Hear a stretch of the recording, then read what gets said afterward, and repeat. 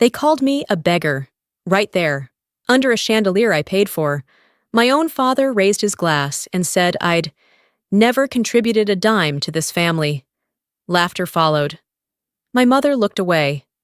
My sister smirked like she'd finally won. I stood still, every word slicing through me, sharper than the silverware on their table. They didn't know the truth, the celebration they were so proud of. Every drop of champagne, every flower, every damn candle was mine. My name is Adelina Fairfax, and that was the moment I stopped funding my own humiliation. Charleston shimmered that night, the kind of Southern elegance my family prided themselves on. Crystal chandeliers, white roses, champagne poured like liquid applause. The Fairfax Centennial was supposed to honor a century of legacy, though everyone knew it was really about showing the city we still mattered.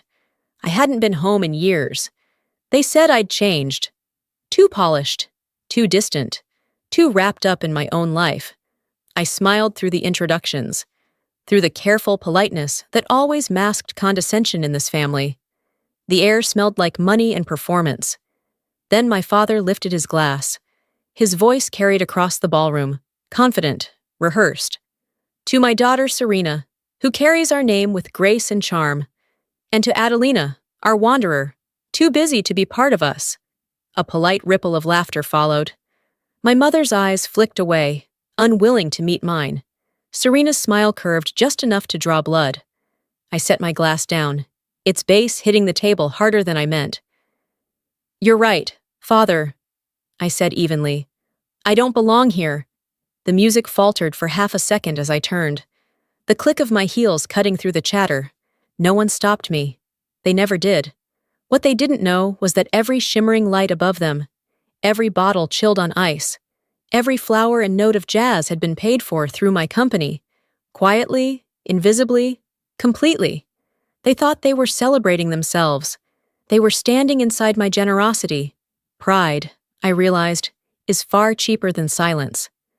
Outside, the night air smelled of salt and freedom. My phone buzzed with a message from Serena. "Don't forget the brunch tomorrow at the lake house. I want everything perfect."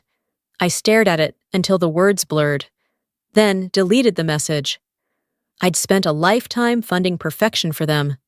The wind off the Ashley River tugged at my hair as I walked to my car, heels echoing against the stone. Somewhere behind me, the laughter resumed. Warm, hollow, and entirely paid for. Morning light slipped through the thin white curtains, settling across my desk, where a half-finished cup of coffee steamed beside my laptop and a stack of files. The quiet of the apartment was deceptive. It carried the kind of stillness that comes after years of noise. I used to believe success would finally make them proud, but all it did was turn me into their personal bank. Every call began the same way. "We hate to ask, but..." When my father retired early, I paid his insurance, his hospital bills, even his credit cards. When Serena launched her first boutique, I wired $150,000 with nothing more than her promise to pay me back someday. When my mother wanted a place by the lake for the family to gather, I bought the house at Hilton Head outright. Everything went through my company, Fairfax Holdings, LLC. My father once patted my shoulder and said, "You're the glue holding us together." I smiled, not realizing I was being cemented into a lie. 3 days after the gala, an email arrived from the bank. The subject line read, "Property title update, owner change notice." My name had been deleted from the lake house deed. In its place, Serena Fairfax. No explanation, no courtesy call. Just a single line, "Transfer completed." They hadn't only erased my name, they'd erased my contribution. Maybe family isn't about love, I thought. Maybe it's just the most emotionally expensive investment you'll ever make. I opened the cabinet, pulled out the folder marked Fairfax Holdings, legal, and added one handwritten note across a blank page. Audit, pending. Sunlight broke through the curtains, sharp and cold across the desk. For the first time, I saw it not as warmth, but as warning. That night, as I reviewed investment reports, my phone buzzed. A message from Serena flashed across the screen. "Don't come to the lake house anymore. It's not your place." I couldn't help but smile. "Good," I typed back. "Then I'll stop paying for its taxes." I opened my laptop again, logged into the bank portal. The list of automatic payments glowed on the screen. $3,200 for insurance, $980 for HOA fees, $6,700 for maintenance. I clicked cancel payment on each line. Every soft ping sounded like a chain breaking. I remembered Serena bragging once, her voice loud and sugar-sweet. "Dad bought us the lake house." I'd stood in the background, smiling politely, thinking how strange it felt to be invisible inside something I'd built. When I checked my archives, I found the folder labeled Contingency 2019. Buried inside was the clause I'd added myself years ago. All payments under Fairfax Holdings LLC remain proprietary to Adelina Fairfax. Just one sentence, enough to keep the house legally mine. "They took the title," I murmured, "but I kept the clause." I poured another glass of wine and watched the glow of the screen shimmer through the glass. "They think I'll shout," I said quietly, "but I'll audit instead." Rain began to fall outside, soft and steady, like a metronome counting down to reckoning. I opened a new file, Fairfax Trust, Inquiry. For the first time in years, I felt something dangerously close to peace. I wasn't the keeper of their comfort anymore. I was reclaiming the only family I had left, my own dignity. Morning fog pressed against the windows as I measured coffee into a mug. The knock came like a warning. Too hard, too loud for this hour. Evan Carter was on my doorstep, cheeks flushed, shirt rumpled, anger like steam around him. "You need to fix this right now, Adelina. The gardener quit, the HOA is calling, taxes are overdue, everyone's blaming us," he barked. I didn't invite him in. I held the door frame and said, calm as a ledger, "You're shouting at the landlord, Evan." He blinked. I pulled the gray binder from the shelf, Fairfax Holdings LLC, and showed him the page. Registered owner, Adelina Fairfax. He stammered, "No, that can't be." Richard says a lot of things," I cut in. "Signatures don't lie." I played a recording from my family calls folder. Serena's voice filled the quiet. "Adelina, you'll handle the bills again this month, right?" "Dad hates the paperwork," my younger voice answered. "Sure, send me the details." Evan went pale. "I've kept records of every favor for 3 years," I told him. "Every transfer, promise, insult. You called it family support. I call it unpaid labor." He spat a threat, turned, and left. I latched the door and poured coffee. My phone lit with an email. Frank Collins, family accountant. Subject, irregularities in Fairfax Trust. I smiled without warmth. "Good morning." "Indeed." Frank's voice on the line was careful, measured. "Adelina, I came across something concerning—" He read the filings. The transfers masked as an anonymous benefactor, while the ledger traced back to my LLC. "They used your money and erased your name," I said. A flat fact. He sighed. "It's worse. Your contributions were recorded as family trust income. That's tax fraud." The world narrowed to facts. Betrayal had a paper trail. "Preserve every document since 2017, I told him. "Don't contact them. I'll handle it." I opened a new folder, Fairfax Trust Investigation, and began dragging invoices, wire confirmations, and old emails into it. Then I found it. A faded note in an old contract, my father's handwriting. All household expenses handled by Adelina, until further notice. That little "until" had never been revoked. For years I believed silence kept peace. Now I saw silence kept receipts. I texted Frank, "This will go legal." The sun dipped low over the harbor, and for the first time in a long while, I felt deliberately awake. A creditor finally calling the family to account. I drove to Savannah that afternoon, the city's glass towers catching a pale winter light. Her office was exactly as I expected. Minimal, efficient, no distractions. Rebecca Lynn didn't bother with small talk. She read the files I handed over, eyes moving like a scanner, then looked up and said 3 words that felt like a punch. "They mortgaged it." "The loan," she explained, listed me as guarantor, roughly $480,000. For a moment, the floor tilted. They hadn't just taken a house. They'd taken my name to borrow against it. "They impersonated me," I said, voice steady. She slid a form across the desk. "Emergency asset freeze." "It stops transactions immediately," she told me. "It's legal and fast." I signed without hesitation. The ink dried like a verdict. That evening, Serena called. Panic and tears threaded through her words. "Did you freeze the accounts? Dad's furious. The loan office called." I listened, then answered plainly. "You used my name." Her accusation bounced back. "You're destroying us." I clipped the call. "I'm auditing," I told myself. For the first time, silence belonged to me. A week later, Charleston woke to headlines. The trust was frozen. Neighbors whispered in church foyers. My mother rang, voice breaking. "You humiliated your father." I replied, calm. "You did it yourselves. I filed the papers." My father texted a warning. I forwarded it to Rebecca. "Threats help your case," she said. Rebecca sent the preliminary audit. Flagged transfers. $42,000 for home repairs that had remodeled Serena's boutique. $18,000 labeled educational fund that bought a cruise. $31,000 for family maintenance that paid for a Mustang. At the bottom, a hidden line. Transfer to Fairfax Heritage Fund, $280,000. An unregistered slush fund. Serena the recipient. She wasn't merely complicit, she was running it. That night, Serena posted for sympathy.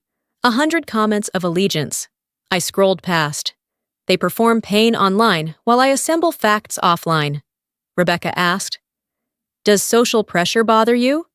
I shook my head. "I need evidence, not applause." Sarchat. She filed the suit. I walked the Riverwalk alone. The water steady and indifferent. Let them talk. Tomorrow they would have to answer. March in Charleston carried that damp, heavy wind from the ocean that always smelled faintly of salt and judgment. Inside the courthouse, the air was cool and sharp, the light harsh against the dark wooden benches.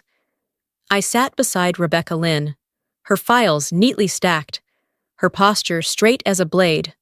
Across the aisle sat my parents and Serena, the same faces that once smiled at my expense, now pale beneath the weight of fluorescent truth. I hadn't come to destroy them. I came to prove that every dollar, every party, every inch of their reputation had been built on the checks that carried my name.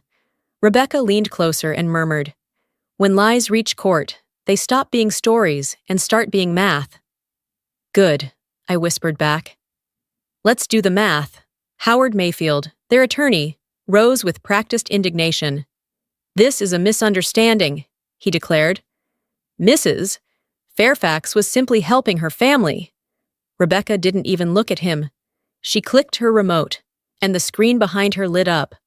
45 transactions, totaling $1.2 million, each labeled family expense. The courtroom fell quiet, the sound of paper shuffling replaced by the cold hum of projection light. Then came the contract for the Pendleton House, the centennial gala that started it all. My father's signature was nowhere on it. Only mine. Rebecca turned toward the bench. "Mr. Fairfax," she asked evenly, "who paid for your family's centennial event?" My father said nothing. The judge peered at the document. "According to this," he said, "it was your daughter, Ms. Adelina Fairfax." The silence was suffocating. My mother's head dropped. Serena covered her face, whispering something I couldn't hear. My father stared at the floor as if it might open and swallow him. The judge looked at me. "What are you seeking, Ms. Fairfax? Damages? Restitution?" I stood, my voice even. "Truth on paper, Your Honor. That's all." When the ruling came, it was brief and precise. just like Rebecca's work. The lake house and the Fairfax Trust would be transferred legally to me. My family would repay the funds they'd misused, and I would be recorded as the sole financial sponsor of the Fairfax Centennial Celebration. Outside, the air smelled of rain and oak leaves. I stepped into it, the courthouse doors closing softly behind me. I didn't feel triumph, only quiet relief. The wind moved through the trees, scattering dry leaves like signed verdicts drifting to the ground. It wasn't revenge. It was correction. Rebecca joined me on the steps, her voice low and sure. "You didn't just win, Adelina," she said. "You rewrote the family ledger." A week after the verdict, Charleston woke to a headline stretched across the front page of the Post and Courier. "Fairfax family found guilty of financial misuse. Daughter wins legal ownership." The photo beneath it showed my parents leaving the courthouse, my mother shielding her face with a trembling hand, while my father stared at the ground as if it might still offer him dignity. The people who once idolized them, neighbors, church friends, the kind of Charleston elite who survive on gossip and appearances, fell suddenly silent. Some crossed the street when they saw me.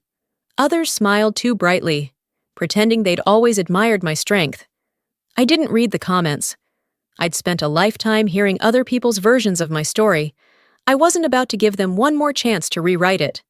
The silence didn't bother me anymore. I had learned that sometimes the quiet that follows scandal isn't shame, it's peace reclaiming its place. An email arrived from Serena 3 days later. The subject line read simply, "Please." Her message was short. "Can we talk? Maybe settle this privately? Please, for Dad's sake." I read it twice, then typed back, "You should have cared about Dad before you used his name to steal mine." I didn't hit send immediately. I let it sit there for a few minutes, the cursor blinking like a heartbeat, before pressing enter. Some truths deserve to land without hesitation. 2 months later, the lake house went up for auction. The ballroom where it was held was smaller than the court, but the atmosphere carried the same weight, a crowd of quiet faces, a mix of curiosity and judgment. The property sold quickly, to a real estate trust that offered nearly twice its appraised value. I watched the bidding unfold without flinching, my expression steady, detached. When the gavel fell, the applause was polite, uncertain. Every cent from that sale went straight into a new account, Fairfax Women's Trust. The name made a few attendees shift uncomfortably. I wanted it that way. It was a fund dedicated to women who'd been financially trapped or manipulated by their families. Women who, like me, had paid the price of loyalty until they could no longer afford it. My father came to the auction near the end. He stood at the back of the room, smaller somehow, his once confident posture replaced by something quiet and fragile. When the crowd began to disperse, he walked over. "Was this revenge?" he asked softly, as if the answer might still absolve him. I met his eyes and shook my head. "No, Dad," I said. "This was balance." He nodded once, not in agreement, but in resignation, and turned away before I could see his expression fully. I didn't follow. There was nothing left to explain. The scales had leveled themselves, after everyone was gone. I stayed in the room for a while, listening to the faint echo of chairs scraping against marble, of a hammer striking wood one final time. The echo reminded me of something Rebecca once said. Justice doesn't always roar. Sometimes it signs paperwork and goes home. When I finally returned to my apartment by the river, Charleston's skyline was painted in the soft gold of early evening. My phone buzzed over and over. Messages, missed calls, statements from the press. I let them pile up on the screen without reading a single one. On the table waited a cream-colored envelope. Inside was an invitation to the opening ceremony of the Fairfax Women's Trust. I stood by the window, watching the sun slide beneath the horizon, the river glinting like molten silver. For years I'd been told that legacy was about what you leave behind. But as I traced the embossed lettering of my own name on the invitation, I realized how wrong that was. "Maybe legacy isn't what you leave behind," I whispered. "It's what you take back." The room was quiet, the kind of quiet that used to make me uneasy. This time, It felt right. The kind that follows the closing of a long, overdue chapter. 6 months later, on a warm summer afternoon, a plain envelope appeared in my mailbox. No return address, just 3 handwritten words on the front. For your records. Inside was a single photograph. Me, walking out of the Fairfax Centennial. The chandeliers behind me glowed like a fading constellation. My face was turned slightly toward the door, eyes fixed ahead, as if I already knew that was the last time I'd ever look back. On the back of the photo, in Serena's familiar handwriting, was one sentence. This was the day everything fell apart. I held the picture for a long time. The edges were smooth, but the memory cut deep. In the months since the trial, I'd learned something I never understood before, that not every fracture is a tragedy. Some breaks are necessary, the way light needs space to enter. I walked down to the river. The afternoon sun turned the surface of the water silver, bright and soft all at once. I set the photograph on the rippling edge and let it go. The current caught it instantly, carrying it out toward the open harbor. No, Serena, I whispered. This was the day I stopped financing my own erasure. When the photo disappeared from sight, I turned away from the water and toward the glass building ahead, where a banner fluttered in the light breeze. Fairfax Women's Trust, empowering women to reclaim what's theirs. Inside, the faint sound of a piano drifted through the open doors. I straightened my jacket, drew in a steady breath, and stepped inside. No applause greeted me, no cameras flashed, but I didn't need them anymore. For the first time, I understood peace that didn't ask for permission.